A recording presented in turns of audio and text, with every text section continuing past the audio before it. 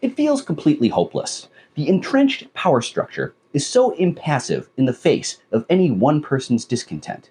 The powers stacked against your dissatisfaction or mine seem completely overwhelming.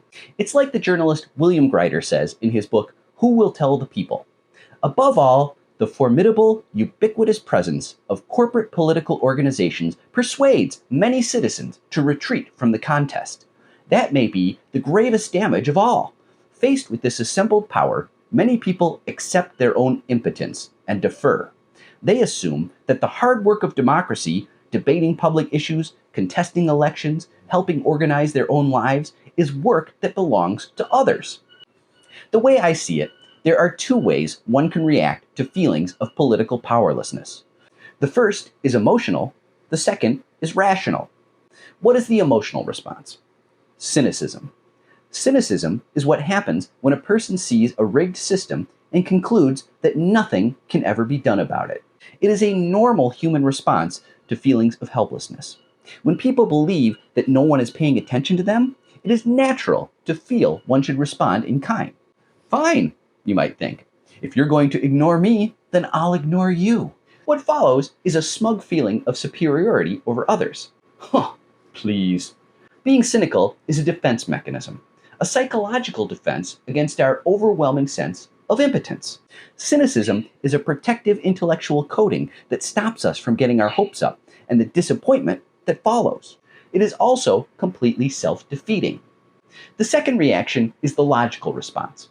In 1957, political scientist Anthony Downs was looking at how political parties come up with their positions. An economic theory of democracy is famous for the conclusion that it actually makes sense for a rational person to feel apathetic about politics. It works like this.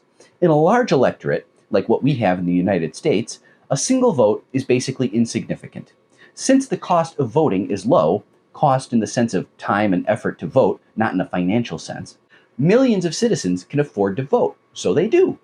Since so many people vote, the chance that your single ballot will affect the final outcome is vanishingly small. Because of this, it really doesn't matter, rationally, if you bother to pay attention to who you're voting for or why. Therefore, apathy about politics is a rational response in a large democracy.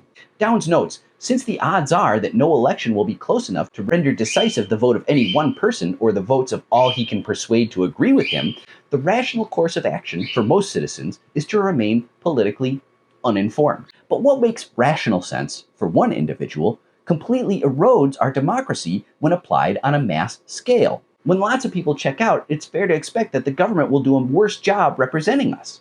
Downs goes on to say, government does not serve the interests of the majority as well as it would if they were well informed. It is collectively rational, but individually irrational for them to do so. Since there's no way to ensure that we work together to achieve what's in our collective interests, we behave rationally and therefore sabotage ourselves. In this case, behaving rationally hurts us. It's not an unreasonable response for people to tune out of our political system and stop voting, but it is honestly the worst response we can possibly have. On top of that, checking out only increases the power of those who are already in charge. The American electoral system feeds off of our despair. The less confidence we have that voting matters, the less we vote. The less we vote, the less politicians need to care about what we think. As our political class addresses fewer of our needs, we feel even less inclined to vote. It's a depressing downward spiral, and it's killing what remains of this country's democracy. Don't give in to these feelings. Normal people like you and me possess a lot more power than we realize. Together, we can shake the foundations of our political system. But the first step is believing that change is possible. Once you realize that your voice has power, it's only a matter of putting it to work to start making that change happen. Please give a like, follow, favorite, and subscribe to my free Substack. Let's make them pay.